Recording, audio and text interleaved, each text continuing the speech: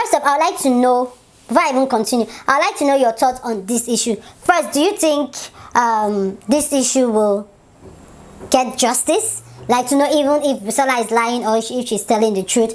Do you think it's right for Pastor Fatoyibo not to even address the issue? And do you think when it's too long of an incident happened without any physical evidence that people should not come up and speak? I would like to know you guys' thoughts in the comment section.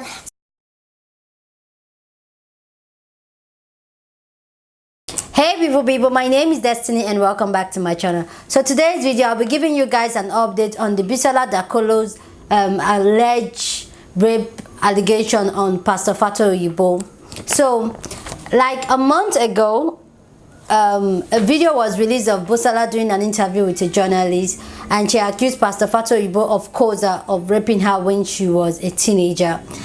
And that video is like over a month ago, and that video had really got to me. Like, it got me really emotional, and I lashed out here and yada.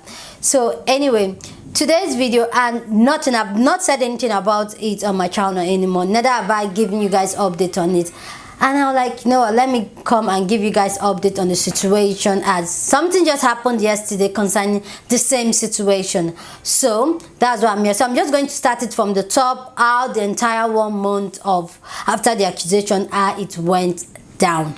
So first off, that Sunday, people marched over to Koza saying pastor should step down, and Pastor Fatoyibo actually stepped down off the pulpit, but he was still going to church, but he wasn't on the pulpit preaching.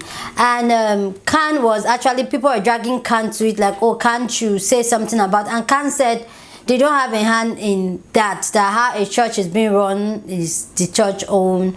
That's how they explained it, that is none of their concern, they are not going to involve themselves in it. But eventually they did anyway, so I'll get to that.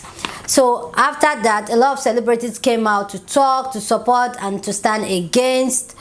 And there was a lot of talk. His wife came out, she defended her husband. Her husband is not a rapist, her husband has never raped anybody. Same thing with him. But the thing is that Pastor Fatoyibo never denied the allegation or accept the allegation. All he said was that he has never raped anybody his entire life. But he didn't say nothing happened between him and Bisola. But apart from that statement he made on the pulpit before he stepped down, nothing else was, he didn't say anything about it. So a lot of his members keep talking. People are looking for loopholes on Bisola's story. So, and one of these persons were a journalist called Kemi Oluloyo. Sorry if I'm murdering that name, but I'm just going to leave her name. She was one of the people that said Bisola's timeline did not add up properly and all that. She was like, oh, she was 16 when the child was born. She came up with her own theory, and that actually got a lot of people thinking, like, could Bisola be lying and all that.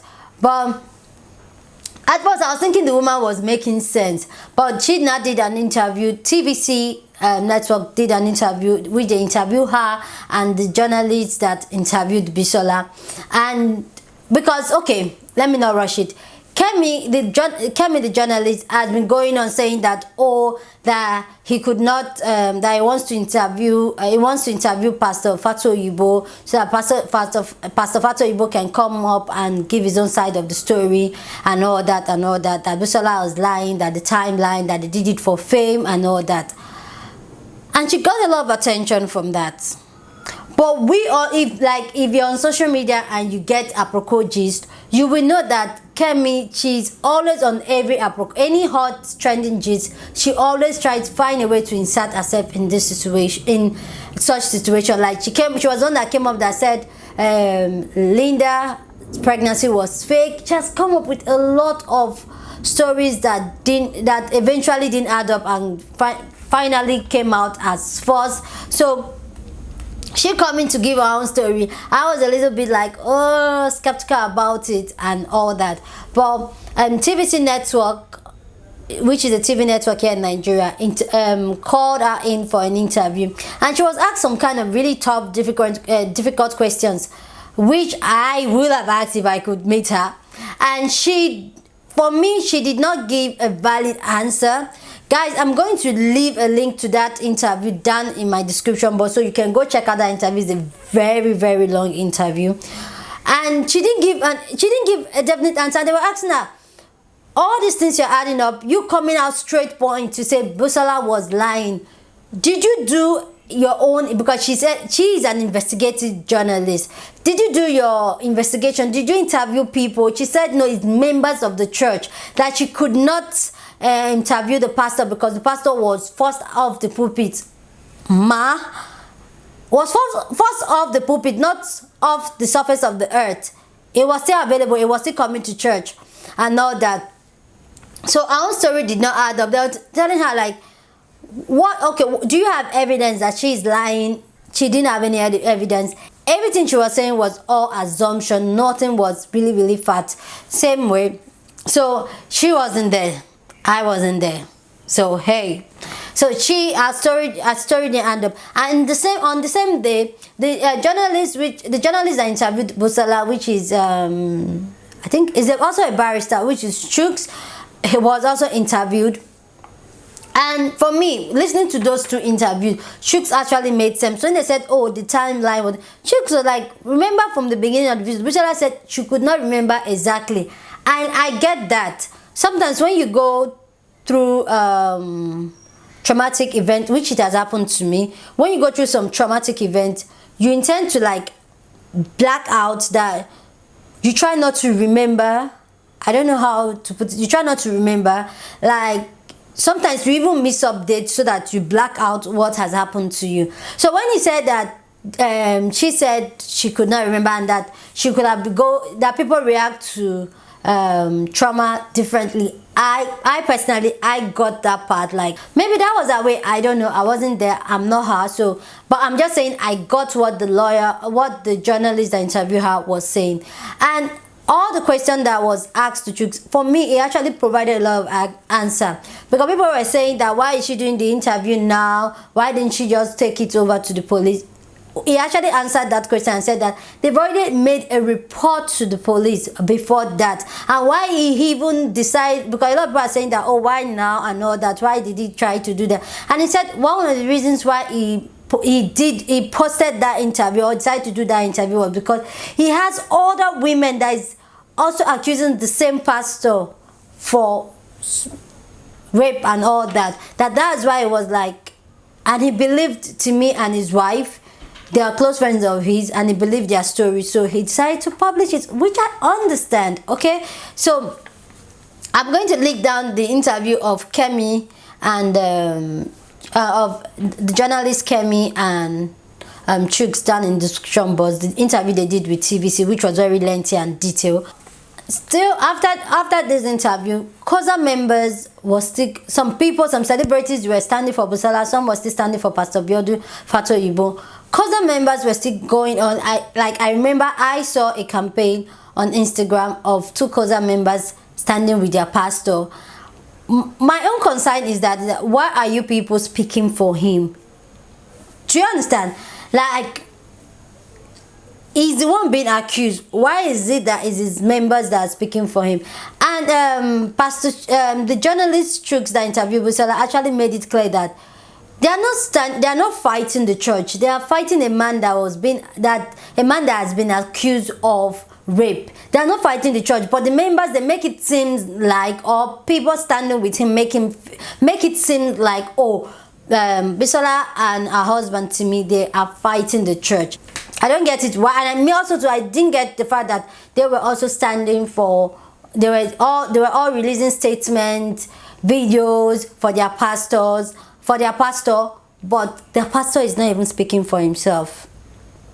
So that part, I didn't get it. You're the one being accused, come out and say something. Okay, so then a couple of weeks ago, Bisola Dakolo posted on social media that his family's life was threatened and all that, and he posted that some gunmen, the police came to drop a letter of invitation for them to come to Abuja, and they came on uniform with a tinted bus, and they trailed his wife and all that, and they wanted to take her to Abuja, and he posted it on social media. What I don't get there is that, concerning this case, what I don't get is that They were the one that went to the police at first.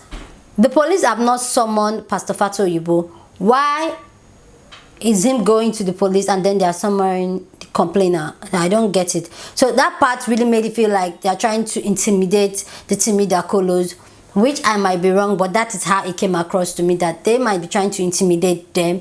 And a few days later, they released a statement that concerning the incident, that it was Nigeria police that came, and Nigeria police said no, they only just went there to drop a letter of invitation and all that. And the letter of invitation is not dropped with a bus full of armed policemen on uniform. So which one policeman can easily drop a letter of invitation to come to the police station, but this one was, for me, that's why I feel it was like a form of intimidation, and they wanted to take them all the way to Abuja, and the complaint was made here in Lagos. So I didn't get it. And the first person that complained, they should invite Pastor Fatoyibo to come and answer questions concerning the alleged rape Bisola accused him of. So the Dakolo, their lawyer, they did a press conference with Kate Henshaw there, and he stated that he believed his wife just told him this is the incident sometime last year,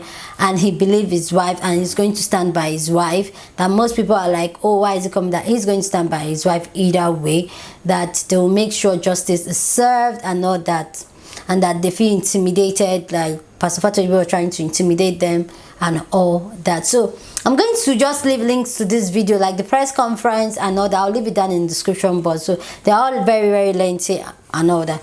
After the press conference, that was it. Everything like kind of cooled off. Like I just feel everything's kind of cooling off, which is like a norm. Everything will cool up eventually.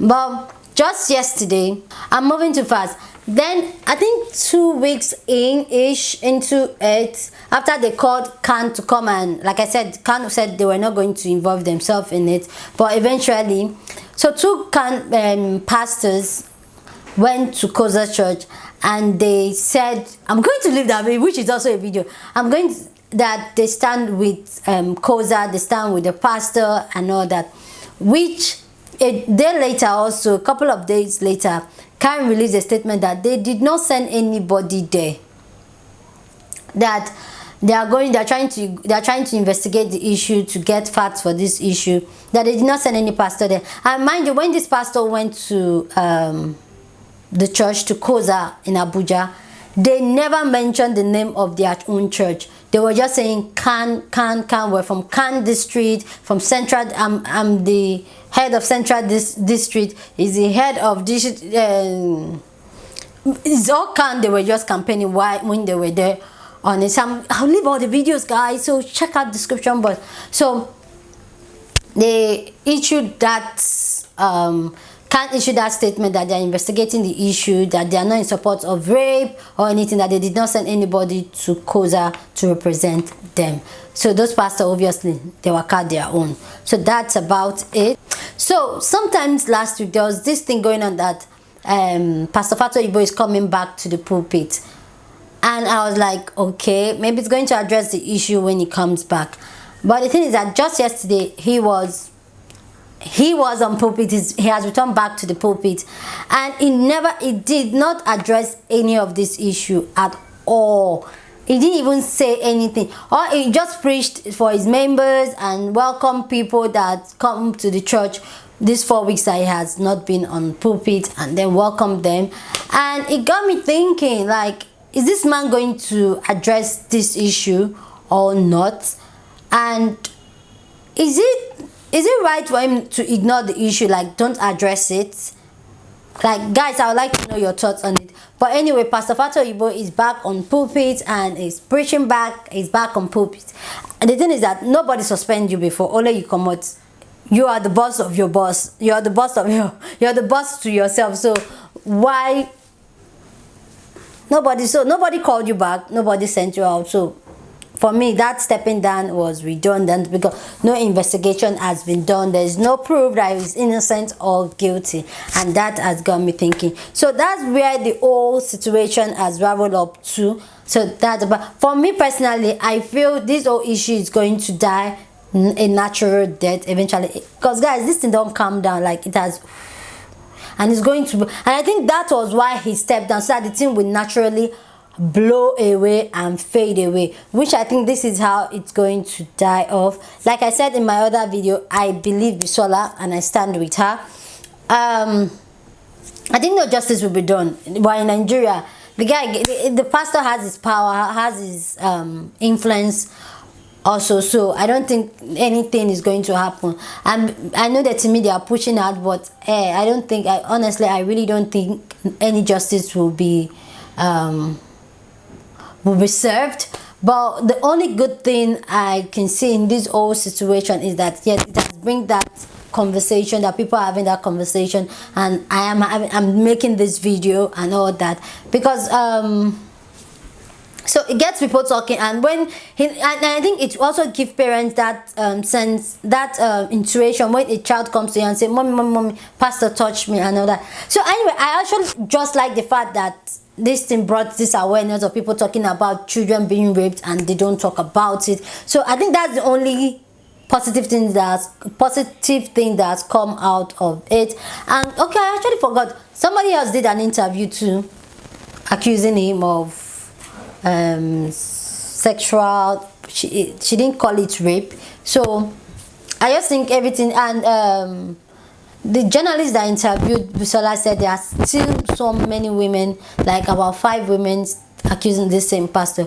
But I personally, I don't think, nothing, like I said, but nothing will happen to Pastor Fatoyibo. This thing will blow out and everybody will go down as well. Now guys, that's about it.